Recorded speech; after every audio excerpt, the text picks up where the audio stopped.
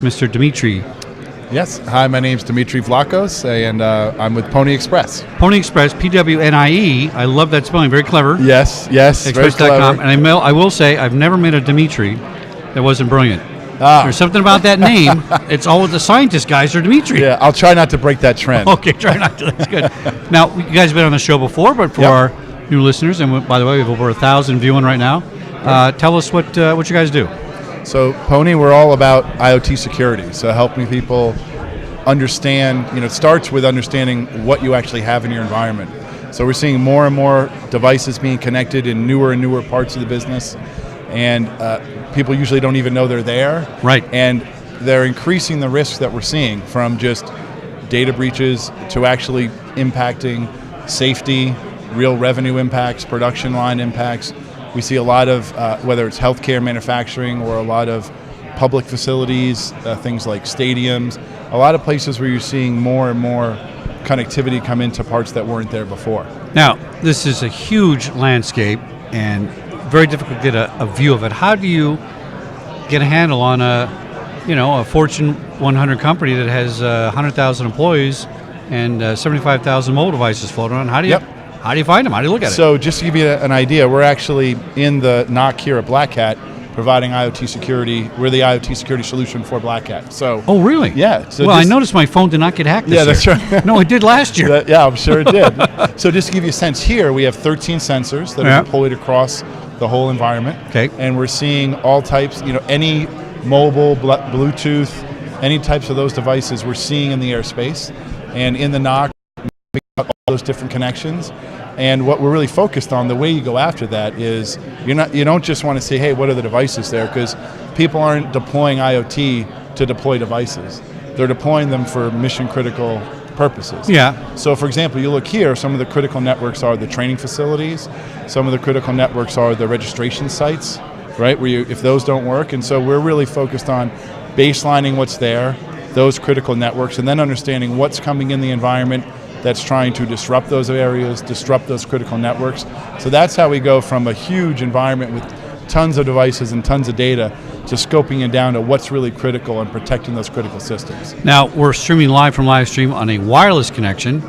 Not a lot of bandwidth, but it's working most of the time. Yep. So is my Livestream box showing up on your scan? How interesting. Absolutely. And we will see, so the things we're really interested in looking at is, are you seeing really trusted, protected assets, devices that are connected to critical networks and then perhaps connecting to others. So if we saw your device, for example, which is probably on the open network here. Probably right. But if we started to see that connect to a more critical network that's really important to the Black Hat team, that would flag as something suspicious. Now, we've been streaming 3 days, 8 to 10 hours a day continuously.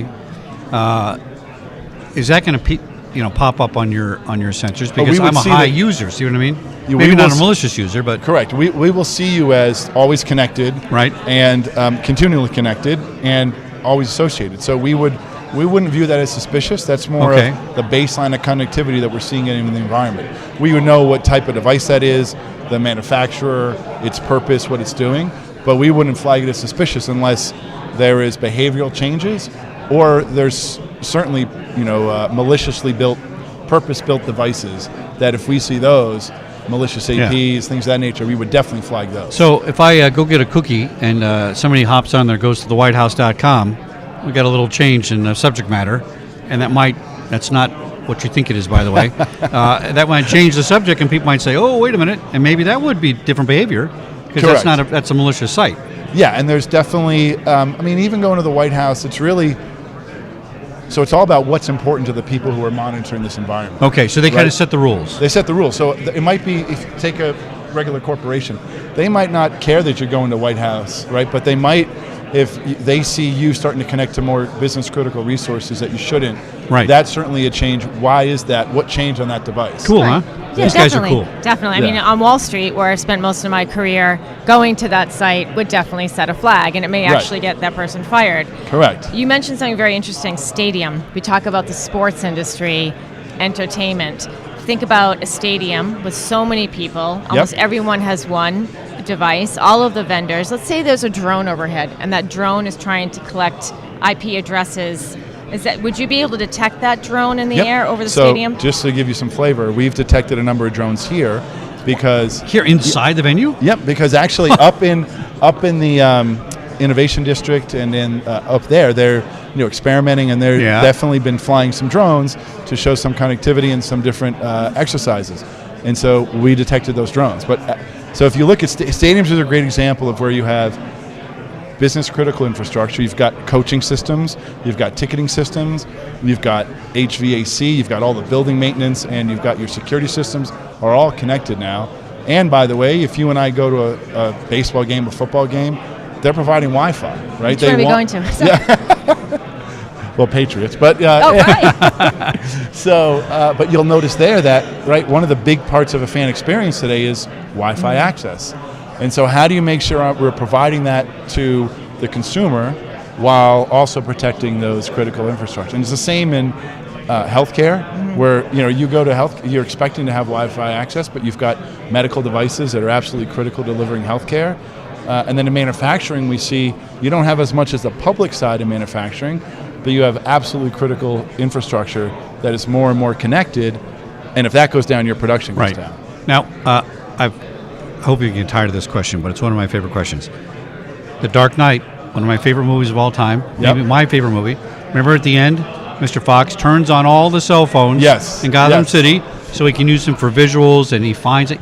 It's technically possible, correct? Yeah, I mean, could you tap into all those phones? Sure. Perhaps. Now, your half is, though, you are literally watching all those phones on a particular network. If they're there, they're there. You're seeing them, right? That's half the equation, in a way. It is it's half the equation for both sides, right? Yeah. You need to in that scenario, you got to know the phones are there to be able to use them, and you also actually have to know they're there to defend against that type of things. But I think what we've seen is a lot of the traditional IT security, people are very used to this notion of ownership and control. I own all the devices, I own all the infrastructure, I control it, I procured it, and that's really changing, right? BYOD was kind of the first phase. Like you're saying, people bring in phones. Well, I have to start to be aware of those and how it's interacting with my data and my infrastructure. IoT takes that one step further, where you're going to see more and more of the business sides of the organization bringing in new technologies, and the IT team doesn't know about it until after it's integrated. So absolutely, seeing what's there is step one, and we have to move beyond just seeing, oh, there's a device on the network, it's an IP address, it's a MAC. We really need to know, why is it there? What's its purpose? What really is that device? That's what's key. So I think that's what's really changing this landscape when you talk about IoT. It's great. So detection, asset control, and assessment, and then really you're really out there in the forefront, gathering that information and sending up all the alerts. And what, in terms of solutions, do you provide immediate solutions for your clients? How does that work? So we look at it as 3 stages: identify, assess, and respond. So you need to be able to identify, like I talked about, identify the devices at a very specific level, not just MAC address, and then you need to be able to assess. So continue to look at them. What's changing? What are they interacting with? What types of risks do they bring into the environment? And then being able to actually respond. So that might be isolating the device. It might be actually inhibiting the device from being able to communicate, right? And then locating it from a actual location standpoint. And then also, of course, you don't want all this new intelligence about IoT security to live in an island. It's got to be integrated. Just like in the NOC here, we're integrating our data with the SIM they're using, we're integrating with the firewall they're using, all these different pieces, because they want that intelligence beyond just a standalone solution. What keeps Dimitri awake at night? What do you worry about? What keeps Dimitri up at night? My kids. But no, outside of that, I think what keeps me up is the notion of we're really moving past just the notion of data being stolen as a major cyber risk. The major cyber risks are now production lines. They're now safety. You go in a hospital, you're getting great care, but there's real risk to safety and life with these types of new technologies getting integrated. So I think, how do we get everybody to realize this risk and really start to take action? Excellent. Dimitri from Pony Express, PWNIE express.com for our podcast listeners. Thanks for coming on the show. You're always Thank welcome. you guys. One of my favorite products. Thank you very much. And watch that Thank live stream box for me. Make sure I it will. doesn't go anywhere. Well, I'll keep an eye on it. Back in a minute here on SecurityGuideTV.com at livestream at Black Hat 2017. Back in a minute.